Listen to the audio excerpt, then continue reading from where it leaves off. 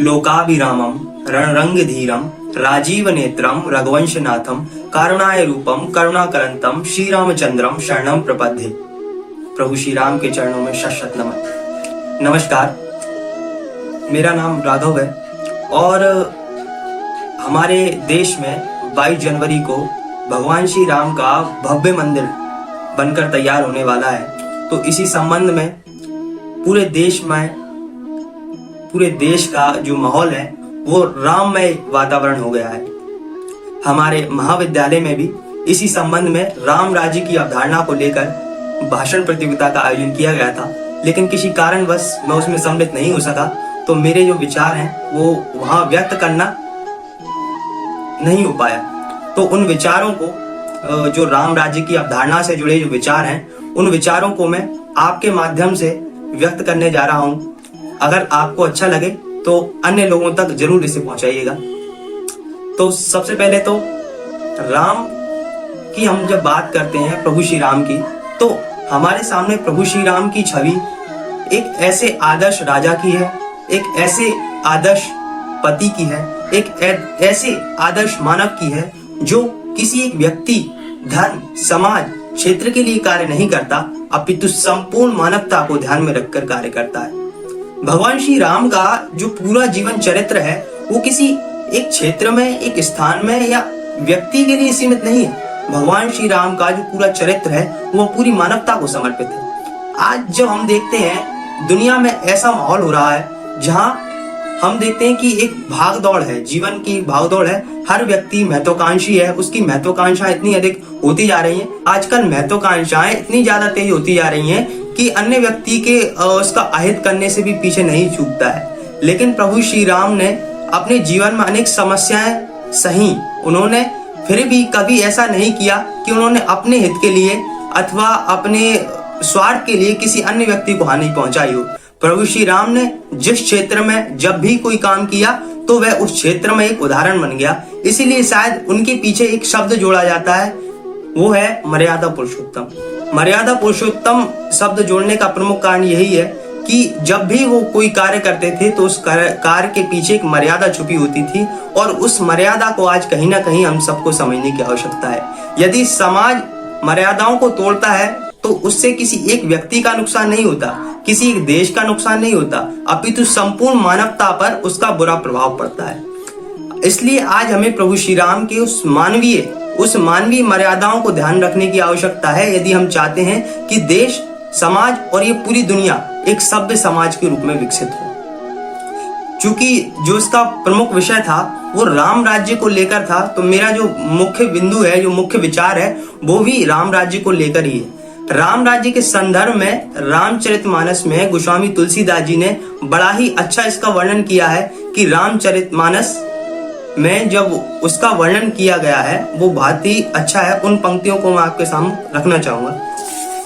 राम राज बैठे त्रिलोका, हर्षित बहे गए सब शोका, बहरू ना काहू सन कोई, राम प्रताप विषमता खोई, दैहिक दैविक भौतिक तापा, राम राज नहीं कहूँ व्यापा, अल्प मृत्यु नहीं कभी न पीरा, सब सुंदर बिरुज शरीरा, नहीं दरिद्र को दुखी न दीना, ना ही को न लक्षण ही ना, सब गुणज्ञ पंडित सब ज्ञानी, सब कृतज्ञ नहीं कपट सयानी, राम राज नबगे सुनू सदाचर जगमाही, काल कर्म स्वभाव गुण कृत दुख का हुई ही नाही।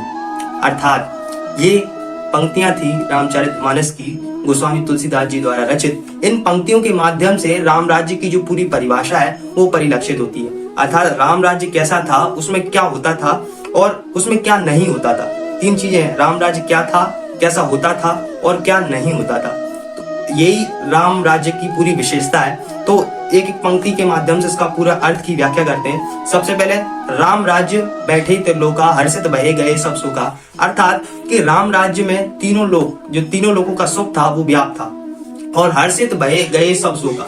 सब लोग जहाँ हर्ष से रहते थे, जहाँ सब लोग प्रसन्न रहते थे, खुश रहते थे, और जहाँ पर किसी प्रकार का कोई शोक नहीं था, कोई दुख नहीं था, ऐसा था राम राज्य। दूसरी जो पंक्ति निकल के आती वो है, बैरू ना काहू सन कोई, राम प्रताप विषमता खोई।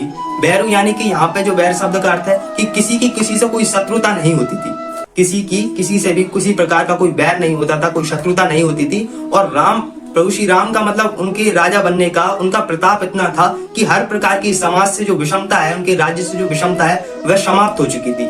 आज हम देखते हैं कि समाज के भीतर सामाजिक, आर्थिक, राजनीतिक, शैक्षणिक अलग अलग प्रकार की विषमताएं पाई जाती हैं, लेकिन राम राज्य एक ऐसा राज्य था जहां हर प्रकार की विषमता से जो परे था वह राम राज्य था। अगला है दैहिक दैविक भौतिक तापा, राम राज्य नहीं कहूं व्यापा। चाहे हम देह से देखें, दैविक तौर पर देखें, भौतिक तौर पर देखें, राम राज्य जैसा कोई राज्य कहीं पे नहीं है। और राम राज्य जैसी जो चीजें हैं वो हमें किसी राज्य में देखने के लिए नहीं मिलती। अगली जो लाइन है वह अल्प मृत्यु नहीं कभी नहु पीरा, सब सुंदर सब बिरुज शरीरा।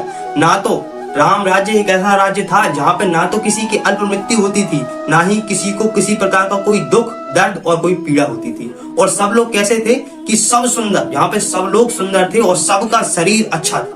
ऐसा राम राज्य, यानी कि सब लोग पूर्ण रूप से स्वस्थ थे।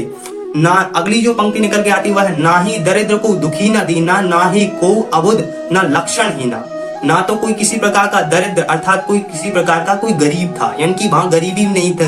इकोनॉमिक रूप से, यानी कि हम कह सकते हैं कि आर्थिक रूप से जिस राज्य में सब लोग संपन्न हो, वहां हम कह सकते हैं कि राम राज्य की एक छोटी अवधारणा आ चुकी है, जहाँ किसी प्रकार का कोई दरिद्र व्यक्ति नहीं है, अर्थात कोई गरीबहीन व्यक्ति नहीं है, कोई दीन व्यक्ति नहीं है, कोई ऐसा व्यक्ति नहीं है जो किसी अन्य के आश्रय पर निर्भर करता हो। कोई ना अबोध, जहाँ कोई अबोध नहीं था, यानी कि ऐसा नहीं था जो चीजों को जानता नहीं है, जो चीजों को समझता नहीं, जहाँ सब लोग सब चीजों को जानते थे। और कैसे थे, ना लक्षण ही ना ही लोग ऐसे नहीं थे आज जैसे हम समाज में देखने को मिलता है कि समाज के भीतर संवेदनशील व्यक्तियों की बड़ी कमी है। समाज के भीतर लोग कहीं भी किसी भी तरीके का व्यवहार कर देते हैं, अर्थात ना तो उनके व्यवहार में नैतिकता होती है, ना ही उनके अंदर संवेदनशीलता होती है। जबकि राम राज्य के भीतर हमें लोगों के अंदर संवेदनशीलता भी होती थी और उनके अंदर नैतिकता भी होती थी। इसलिए ये शब्द है कि ना लक्षण ही ना। सब गुणज्ञ पंडित सब ज्ञानी, सब कृतज्ञ नहीं कपट स्यानी। यानी कि ऐसा राज्य जहाँ सब लोगों की इंटेलिजेंसी का जो लेवल था वो काफी हाई था, यानी कि सब लोग बुद्धिमान होते थे, सब लोग काफी पढ़ने वाले होते थे, ऐसा था राम राज्य। सब कृतज्ञ नहीं कपट स्यानी, अर्थात सब लोग थैंकफुल, अंदर से उनके प्रति एक आभार का भाव होता था, एक धन्यवाद का भाव होता था और किसी प्रकार का कोई कपट अंदर नहीं रखते थे। राम राय नवगे सुनु सराचर जग माही, काल कर्म स्वभाव गुण के दुख काहू ही नाही। यानी कि राम राज किस प्रकार का राज्य था, जो पूरे चर अचर जगत में इस प्रकार का कोई राज्य नहीं था, और जहां पर कैसा था कि काल कर्म स्वभाव और गुण के आधार पर किसी प्रकार का किसी को भी कोई दुख नहीं था। अर्थात राम राज्य की यदि हम बात करें तो आज जिन लोक कल्याणकारी राज्यों की परिकल्पना की बात करी जाती है, जिन लोक कल्याणकारी राज्यों में एक ऐसे समाज के निर्माण की बात करी जाती है जहाँ सामाजिक, आर्थिक, राजनीतिक स्वतंत्रता हो, सभी को शैक्षणिक रूप में सभी लोग आगे बढ़े, सभी को अभिव्यक्ति की आजादी हो, आदि आदि चीजों को लेकर जब हम बात करते हैं तो वो सभी चीजें हमें राम राज्य के अंदर दिखाई पड़ती है। निश्चित तौर पर जब देश आगे बढ़ रहा है तो हम इस दिशा में भी एक कदम आगे बढ़ाएंगे, और जिस तरीके से प्रभु श्री राम के आज आदर्शों को लेकर भारत आगे चल रहा है और भारत में आगे चलने की बात कही जा रही है, भारत में राम राज्य की अवधारणा जल्द से जल्द आएगी। और इसी कामना के साथ मैं आपसे विदा लेता हूँ। बहुत बहुत धन्यवाद।